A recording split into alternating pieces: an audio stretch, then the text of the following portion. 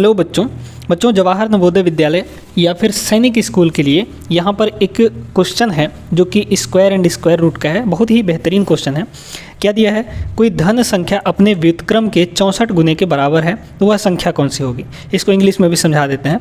कह रहा है कि एक पॉजिटिव नंबर जो है उसके इन्वर्स के 64 टाइम्स के बराबर है। ठीक है, कैसे सवाल कैसे करेंगे सुनिएगा। यहाँ पर मान लेते हैं कि एक कोई धन संख्या मतलब पॉजिटिव नंबर या फिर यहाँ पर एक x वैल्यू मान लेते हैं। ठीक है, ये x जो है ये धन संख्या किसके बराबर है, किसके बराबर कह रहा है, इसके व्युत्क्रम, तो इसका उल्टा क्या होगा यानी इन्वर्स 1/x होगा, इसका इन्वर्स 1/x होगा। इसके इन्वर्स के 64 गुना का मतलब क्या होता है 64 का मल्टीप्लाई। बस यही इक्वेशन बनेगा आपका। कह रहा है कोई धन संख्या अपने व्युत्क्रम का 64 गुना है, बस हो गया। x को आप इधर ले आएंगे तो मल्टीप्लाई हो जाएगा, तो x का x के साथ मल्टीप्लाई करेंगे तो x स्क्वायर बन जाएगा और इक्वल टू 64 एक कम, इधर क्या बचेगा 64 बचेगा। तो यहाँ x बराबर कितना हो जाएगा, इधर से स्क्वायर हटेगा तो उधर जाके स्क्वायर रूट लगेगा यानी वर्गमूल लगेगा, तो ये हो जाएगा 64 का वर्गमूल। तो x की वैल्यू यहाँ से कितनी आ गई बच्चों, x की वैल्यू आ गई आपकी 8। ठीक है, 8 8 64 होता है ना, तो ये 64 का वर्गमूल 8 आ गया और 8 ही आपके सवाल का आंसर भी होगा, यानी कि बी ऑप्शन आपका करेक्ट हो जाएगा यहाँ पर। उम्मीद करते हैं समझ में आ गया होगा। आगे भी और सवाल करेंगे तो जाइएगा कहीं नहीं, वीडियो को पूरा देखिएगा, है ना। आपके हर एक एग्ज़ाम के लिए जवाहर नवोदय विद्यालय हो या फिर एक्सीलेंस परीक्षा हो या फिर आपका सैनिक स्कूल के लिए परीक्षा हो, वहाँ पर ये ऐसे सवाल पूछे ही जाते हैं और पूरा मैथ्स हम आपको अच्छे से करवा रहे हैं। आगे चलिए देखते हैं अगला सवाल। चलिए देखिएगा यहाँ पर अगला सवाल। अब इस सवाल में ना आप अगर कैलकुलेशन करेंगे मतलब कि 74 का स्क्वायर निकालेंगे और 42 का भी स्क्वायर निकालेंगे तो इसमें बहुत ज़्यादा टाइम लगेगा। एक आपको तरीका बताते हैं, ये तरीका हम कई बार बता चुके हैं। देखिए, जब भी ऐसा फॉर्मेट दिखे, एक नंबर का स्क्वायर माइनस दूसरे नंबर का स्क्वायर दिखे, तो इसका एक फार्मूला होता है, एक नंबर का स्क्वायर माइनस दूसरे नंबर का स्क्वायर, ये होता है एक बार दोनों का प्लस और इनटू में एक बार दोनों का माइनस कर देना है, ये फार्मूला होता है। ठीक है, ये एक सर्वसमीका है, तो उसी तरीके से इसमें भी करना है। क्या हो जाएगा देखिए, पहले तो 64 को इधर ले आइए, x को उधर भेज दीजिए, कितना हो जाएगा। अच्छा, ऊपर का हम लोग सॉल्व कर लेते हैं। तो a square minus B square दिख रहा है, तो एक बार दोनों का प्लस एक बार दोनों का माइनस कर दीजिए। एक बार दोनों का प्लस का मतलब 74 प्लस कितना हो जाएगा, ये आपका 42 हो जाएगा, है ना। 74 प्लस 42, एक बार दोनों का प्लस कर दिए और एक बार दोनों का माइनस कर देना है, यानी 74 माइनस 42। यहाँ तक क्लियर हो गई। अच्छा, x आपका उधर जाएगा, ये x हो गया और 64 आपका नीचे आ जाएगा क्योंकि उधर मल्टीप्लाई में होगा एक के साथ, तो 64 आपका नीचे आ जाएगा, ये हो गया आपका 64। यहाँ से आपको कैलकुलेट करना है, इन दोनों को ऐड करिए, कितना हो जाएगा 4 2 6 7 4 11, 116 हो जाएगा, 116 हो गया। और इनटू में आपका ये कितना हो जाएगा, घटा दीजिए, तो 4 में से 2 गया 2 और 7 में से 4 गया 3, तो ये हो जाएगा 32 और अपॉन में कितना है आपके पास 64 है। यहाँ पर ये मल्टीप्लाई हो जाता है दोस्तों, ब्रैकेट लगा है मतलब मल्टीप्लाई में ही है। 32 से ये कितनी बार में कटेगा, 2 बार में कटेगा।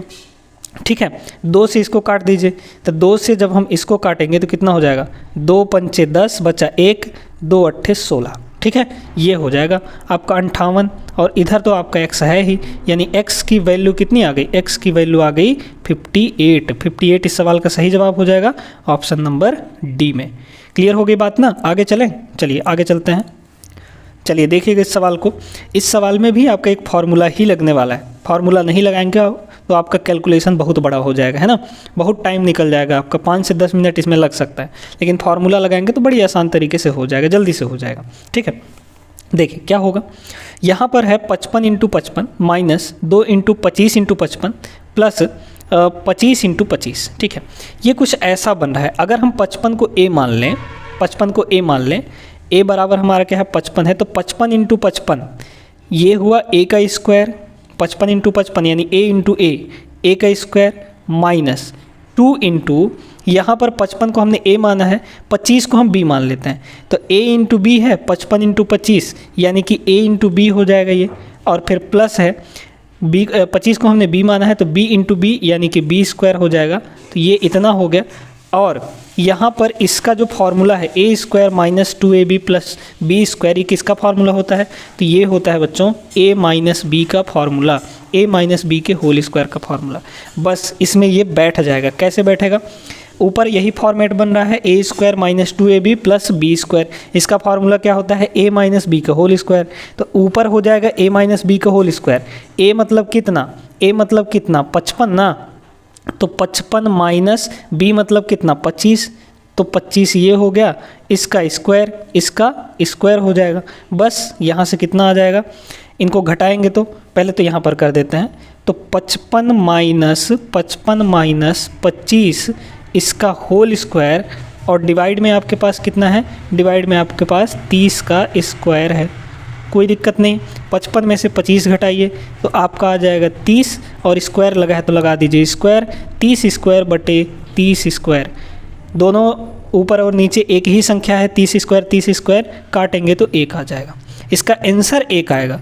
1 आएगा ना आंसर? आपके किसी भी ऑप्शन में 1 नहीं दिया है, यानी इनमें से कोई नहीं होगा, नॉन ऑफ द एबव, ये हो जाएगा आपका। वैसे अगर आप कैलकुलेट करते इसको, 55 का स्क्वायर निकालते, यानी 55 इंटू 55 मल्टीप्लाई करते, फिर 2 इंटू ये करते, फिर ये करते, फिर 30 का स्क्वायर निकालते, फिर काटते, बहुत झंझट है इसमें, है ना, बहुत सारा टाइम आपका निकल जाता। बस ये फॉर्मूला अगर आपको याद होता ये वाला, तो आप आसानी से इसको निकाल सकते थे। ऐसे ही एक और फार्मूला है, कौन सा फार्मूला? a प्लस बी का होल स्क्वायर, है ना, a प्लस बी का होल स्क्वायर। आप लोग इसको इन सबको याद रखिएगा। a प्लस बी का होल स्क्वायर होता है a square plus 2ab plus B square.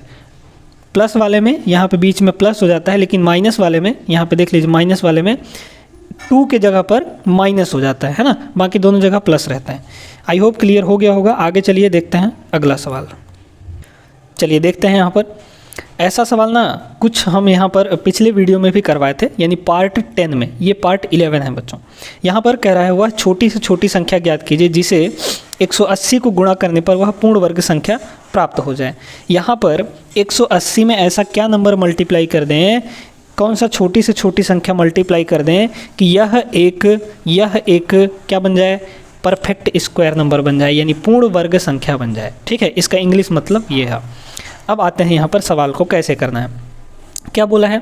छोटी से छोटी संख्या गुणा करने पर है यहाँ पर। तो गुणा करने पर या भाग करने पर कैसे करते हैं हम लोग? जब यहाँ पर गुणा करने पर लिखा हो या फिर भाग करने पर लिखा हो, यानी मल्टीप्लाई करने पर या फिर डिवाइड करने पर लिखा हो, तो कैसे करेंगे सवाल को? जो नंबर दिया है उसको लीजिए। पहले नंबर दिया है हमारे पास 180, 180 का कर लीजिए फैक्टर। 180 का फैक्टर करेंगे तो कितना आ जाएगा? देखिए, इसको हम डायरेक्ट कर रहे हैं, आप चाहे तो ऐसे भी कर सकते हैं। इसको अपन लोग लिख सकते हैं 3 इंटू 3 तिकाई 9, 9 दूना 18, 18 गुणे 10, है ना, 18 गुणे, इतना तो हो गया 18, 18 गुणे 10 यानी 180 हो जाएगा। तो 10 को हम लोग क्या लिख सकते हैं? 2 इंटू 5 लिख सकते हैं क्या? बिल्कुल लिख सकते हैं। बस ये गुणनखंड हो गया। करना चाहें तो कैसे करेंगे देखिएगा, यहाँ पर 180 ये हो जाएगा, फिर यहाँ पर ऐसे करेंगे, 2 से काटेंगे, पहले 2 से काटेंगे तो कितना हो जाएगा? 90 हो जाएगा, 2 नहीं 18, फिर 2 से काटेंगे तो 45 हो जाएगा ये, है ना। फिर आपका 3 से कटेगा, तो 3 से काटेंगे तो 15 आ जाएगा, फिर यहाँ पर 3 से कटेगा, फिर ये 5 आ जाएगा, फिर आपका यहाँ पर 5 से कटेगा, 5 एक कम 5 आ जाएगा। तो वही चीज़ है, हम भी यहाँ पर वही चीज़ लिखे हैं, है ना। यहाँ पर क्या है? 2 ठो 2 है, 2 ठो 3 है और 1 ठो 5 है। देख लीजिए, 2 ठो 3, 2 ठो 2 और 1 ठो 5, वही चीज़ है। अच्छा, अब इसमें जो है इसका वर्गमूल, अगर हम वर्गमूल देखें इन दोनों का, इधर भी और इधर भी, है ना, वर्गमूल देखें तो क्या होगा? वर्गमूल के बाहर कैसे निकलता है? पेयर बन के निकलता है, यानी 2 का जोड़ा होकर निकलता है। तो इसका पेयर है, इसका पेयर है, लेकिन इसका पेयर नहीं है बच्चों। तो अगर हम इसको पूर्ण वर्ग संख्या बनाना चाहते हैं, यानी कि ये वर्गमूल के बाहर पूरी तरह से निकल आए, तो 5 का पेयर हमको लाना पड़ेगा कि नहीं? यानी 5 का एक बार और मल्टीप्लाई करना पड़ेगा कि नहीं? इसमें बिल्कुल करना पड़ेगा। तो 5 का इधर मल्टीप्लाई किए हैं तो इसमें भी 5 का आपको मल्टीप्लाई करना पड़ेगा। ठीक है, तभी ये बाहर निकल पाएगा आपका। तो यहाँ पर जिसका भी पेयर ना बने, उसी संख्या के एक बार मल्टीप्लाई करने पर वह पूर्ण वर्ग संख्या बन जाता है। यानी इसका जो करेक्ट आंसर हो जाएगा, करेक्ट आंसर कौन सा होगा? ऑप्शन नंबर सी 5 हो जाएगा। ठीक है, समझ में आ गया। तो यहाँ पर जब गुणा करने पर बोला हो, तो जिसका पेयर ना बन रहा हो उसमें वही नंबर मल्टीप्लाई करने पर वो पूर्ण वर्ग संख्या बनता है। अगर यहाँ पे भाग करने पर लिखा होता तो जिसका पेयर ना बन रहा हो उसको हटाने के लिए उसी संख्या से डिवाइड करेंगे, है ना। जैसे इसी में पूछता कि वह छोटी से छोटी संख्या बताइए जिसको भाग करने पर, तो भाग करने पर भाग कब करेंगे, क्योंकि 5 का पेयर नहीं बन रहा था तो इसको अगर 5 से डिवाइड कर देते तो ये ख़त्म हो जाता 5, बाकी ये दोनों बचे थे ये पेयर बन जाते, यानी वर्गमूल के बाहर निकल आते, है ना। तो चाहे भाग करने पर हो चाहे गुणा करने पर हो, जिसका पेयर ना बनेगा उसी से गुणा या भाग कर देंगे, वही संख्या उसका आंसर हो जाएगा। क्लियर होगी बात। ऐसे सवाल जो हैं आपके कक्षा 8वीं के मैथ्स में भी दिए गए हैं, तो उनके लिए भी इम्पॉर्टेंट है, देख लीजिए। तो आई होप कि बच्चों अच्छे से समझ में आ गया होगा। और ये जो चैप्टर है स्क्वायर एंड स्क्वायर रूट, ये हमारा आज से ख़त्म होता है। अगले क्लास से हम लोग अगला चैप्टर स्टार्ट करेंगे जो कि LCM HCF है ना। उसमें भी बहुत सारे ट्रिक्स हम लोग सीखेंगे आपके कॉम्पिटिटिव एग्जाम्स के लिए, यानी जवाहर नवोदय विद्यालय या फिर सैनिक स्कूल या फिर एक्सीलेंस या मॉडल स्कूल के लिए। आगे मिलते हैं अगले क्लास में, तब तक के लिए जय हिंद।